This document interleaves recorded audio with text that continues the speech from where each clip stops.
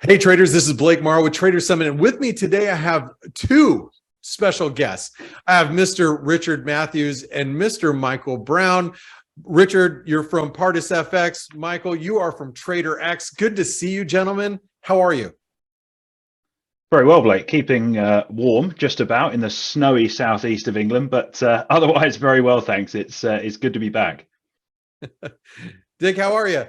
I'm good. I'm the same as I'm a little bit further south than Michael, but amazingly, we've still got snow here. I haven't been out of the house for 2 days, so I'm getting stir crazy. You haven't gone sea swimming in this weather, then? I last went on Sunday, and it was pretty cold.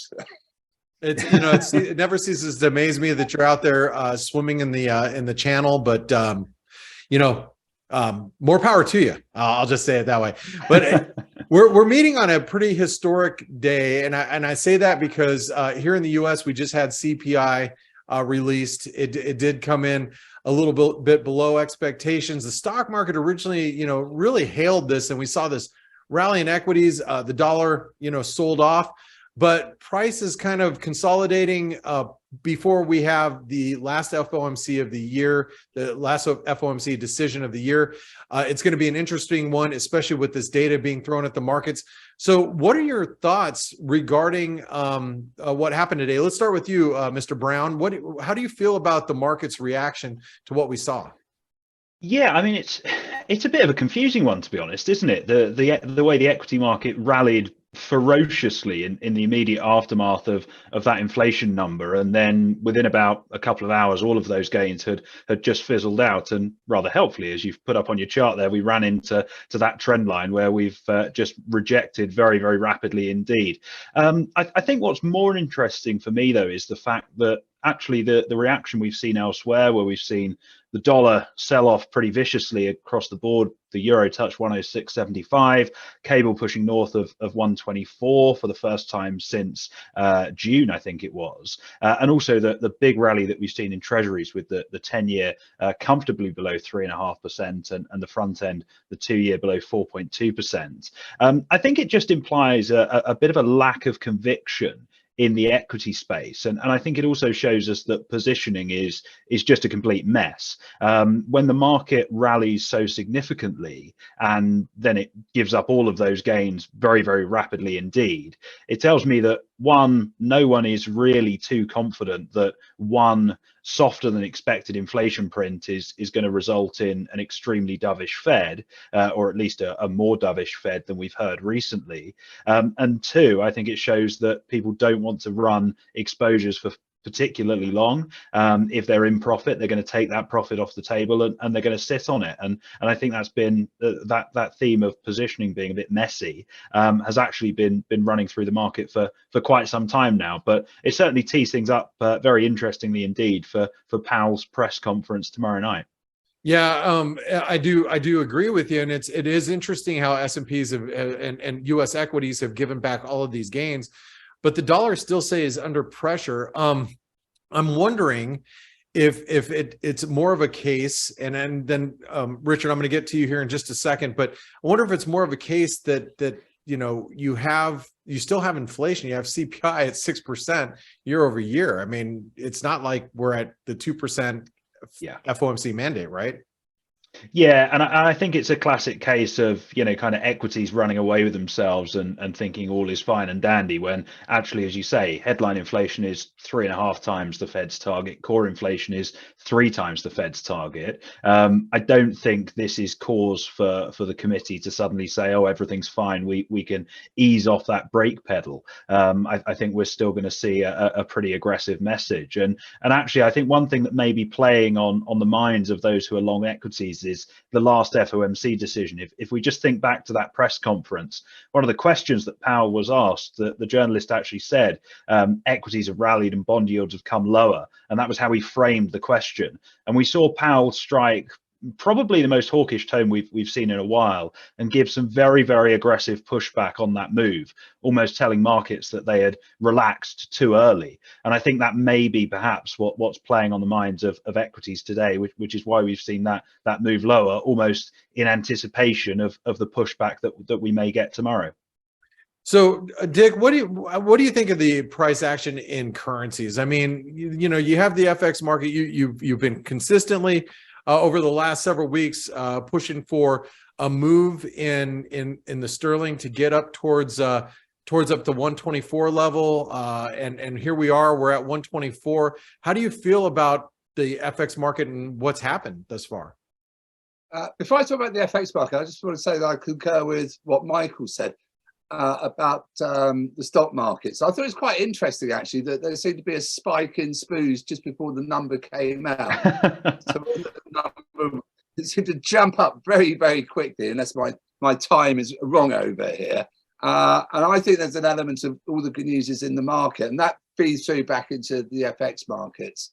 Couple of points I'd like to make. First off is I wonder what the markets would be doing if it wasn't December and you didn't have year-end pressures coming to bear and people looking at their equity positions, rubbing their hands, say, great, I've got a nice profit, let's lock it in. I'm off now until January. That's one thought I've got. And secondly, on the FX markets, the dollar always tends to be weaker in December, which we touched upon last week, than other months. And whether that's feeding through and helping the bears a little bit could well be the case. Interestingly, what you say about inflation still being 3 times the Fed's mandate, it is, and what is Powell going to do? He goes, oh, great, everything's come up rosy now, we can all relax, let's go out and spend some money. He can't say that. He can't take his eye off the ball. Dollar weaker, importing inflation. So I think, personally, I think all the good news is in the market. I'd be looking to get a few dollar longs on board here. And I think he'll come out with all guns blazing tomorrow. So I think your point. Sorry, Blake. I think your point ahead. about year end is actually a really good one. If you consider the context of the year, equities have been well and truly beaten up for the majority of 2022. So you're going to have fund managers out there who've got an objective, and if they're underperforming, they're going to be trying to do absolutely everything they can and scrambling about to make any profits they can. But before, you've got to remember, this is the last proper week of the year, realistically. Next week there's nothing happening, and then it's Christmas, and then you're into January. So really, I think that sort of scramble for any additional P&L that they can find, I think that's a really good point. So let me ask you guys this. So going into tomorrow is going to be rather interesting, because here you got the Fed chair who just saw the inflation data. That's obviously feeding into what their discussions are right now in their closed door discussions at this moment. How do you think the Fed chair is gonna position for tomorrow, considering the fact that we just had an article come out from the Wall Street Journal from Nick Tamaros over there saying there's massive dissent in the FOMC in amongst the governors. So what do you think? Let's start with you, Michael. What do you think is going to be Powell's positioning into tomorrow? Well, I think perhaps the most important thing to remember is that the only person we're going to hear from tomorrow is Chair Powell.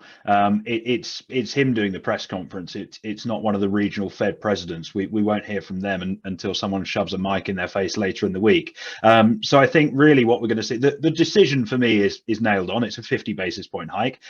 That's been very, very clearly signaled for some time now. I think the only question mark is how high the 2023 dot rises. Is it 5? Is it 5.1? Is it 5.25? But realistically, that's probably immaterial, given that wherever the dot goes, markets are pricing in a rate below that. So there's probably a bit of room to reprice there. I think what's important to remember is that for now, at least, I think Powell is king when it comes to the FOMC. I think he's going to force his opinion through when it comes to getting rates into very restrictive territory by the end of Q1 next year. I think when this story around dissenting opinions and difference of views on the committee becomes more important is into 2023, when the conversation turns from how high rates are going to go to how long rates are going to remain at this very high level. Is it 6 months? Is it 12 months? Is it 18 months that the Fed keep rates at 5%? I think they probably stay there through much of 23. And it's at that point that this story around dissent and when some of the dovish voices are likely to grow a bit louder. That's interesting, and it's going to bring in a lot of volatility, I would assume, because a lot of the market is pricing in rate cuts going into next year. And so, Dick, you've been really vocal about thinking that Fed Chair Powell is going to stick to his guns. He's going to continue to be a hawk. Has your mind changed after today's data? No, not at all. If anything, I think it probably makes him want to come out more hawkish. I think any thought that the end of tightening is near, and people, especially in the run up to Christmas, people start getting their credit cards out and start spending more, you're going to get reigniting inflation over there. You know, so I think he's going to come out and he's going to be pretty tough. The dot plot's going to be quite interesting. Although I agree with Michael, I think that the market's going to take it where it wants to take it. I think that looking at the bonds, they've already made up their minds what to do on that. But of course, we've got a couple of events over this side of the world coming up, the ECB, and then the good old Bank of England trotting out their nonsense on Thursday. Well, you know, before I get into those two, I'm going to ask you guys one last thing about the Fed Chair Powell and going into 2023. I'd love to hear your opinions on this. And, you know, Michael, I want to start with you. Do you think the Fed is, you know, we've been accustomed, for those of us that have been in the markets for less than 30 years, I would say, you know, and this is my 25th, 26th year of trading. So I'm like, all I know is, you know, hey, if the market's not, you know, in trouble, because I come from the .com era, market's in trouble, the Fed's going to come in and save us. Do you think that if we see a severe recession or a lengthy recession into 2023, do you think the Fed is going to use its current rates to combat a recessionary environment with inflation still this high? And then I'm going to ask the same question to you, Dick. So just what do you think, Michael? I think if inflation is, you know, considerably north of 2%, if we've still got CPI at 3.5, 4, even above that, you know, when a recession comes, then there's absolutely no way they're going to loosen policy significantly. The Fed have almost become a sort of single mandate central bank over the last 18 months, and that is get inflation under control. And their own forecasts pretty much forecast a recession. I don't think we've had many, if any, occasions where the unemployment rate has risen by over 1% in the calendar year and the US economy has avoided a recession. So I think the era of the central bank put, the idea that they're going to ride to the rescue anytime the economy falters or anytime the S&P falls 20-25%. I think that era of the central bank put is over. I think that's in the history books, and I think that means that we are in for a pretty rough ride into next year. The Fed are going to be, as Dick said, very concerned about the prospect and the potential of reigniting inflation and undoing all of their hard work. So I think it's very, very unlikely that they'd look to loosen policy with inflationary pressures so intense.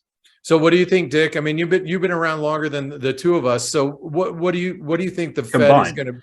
What's that? the two of us combined. Probably. Combined, yeah, probably two of us combined. So, but Dick, what do you think? What do you think going into next year? What are your thoughts there? Easily, you two, I have been around longer than two of you combined. The Fed has got the dual mandate of employment and inflation, haven't they, to watch out for? And I think Michael's right. Whilst inflation is above maybe 3%, they're going to concentrate wholeheartedly on inflation. Inflation is a killer, absolute killer. Jobs market looks okay-ish to me. I think the Fed put or central bank put is gone, absolutely gone. They've done it. They helped out for far too long. They bailed out far too many companies. You've got zombie companies everywhere. They must know this, and I agree with Michael that they won't come running to the rescue. Awesome. Okay, well, Dick, since we're on you and you brought it up, I want to go to you first regarding the ECB and Bank of England. You know, that's following right after the Fed the next day. What are your thoughts with both of those central banks? Are we to expect any fireworks from either one of them? That's a good question, really, to get fireworks from either of them. And certainly Christine Lagarde is not famous for giving fireworks anything to do with her. I think that you're going to get 50 basis points from the ECB. Outside chance is 75, but a real outside chance. They might tinker around the edges. They've been talking pretty tough, but I think that they'll fudge it as normal. They'll do 50 basis points. Keep everyone happy. Yeah, there's some interesting stories coming out of the EU at the moment about corruption and bribes and whatever, which I'm not sure it's really hit the market yet. The bag loads of cash coming back from the World Cup. So whether that will come out, I don't know. Obviously not after the ECB. So I don't think any great fireworks there. The Bank of England, the good old Bank of England, God only knows. Inflation over here, I don't know, I go to the shops, it's got to be 15%. I don't care what they say about, you know, the official numbers. It's much higher than the official numbers. They'll raise by 50, I think. You know, I can't see any fireworks there. They've got to raise rates because inflation is getting out of control. We've got a whole raft of strikes going on over here. People looking for like 19% pay rises. And, you know, going back to the age thing, I was at work in the 1970s. I actually remember the 3-day week when we didn't have electricity for 2 days a week. And we used to have to vote by candlelight in the afternoons. In December, we had no electricity. We had candles there. Believe it or not, we didn't have computers, so it didn't affect that. So we had candles and telephones. That's all we had. But there are more strikes going on this winter than there were in the winter of discontent. And it just looks like coordinated action to me. The Bank of England actually should be hiking by more than 50 basis points, but I think you get 50 basis points and that's it. And inflation will carry on, continue to rise.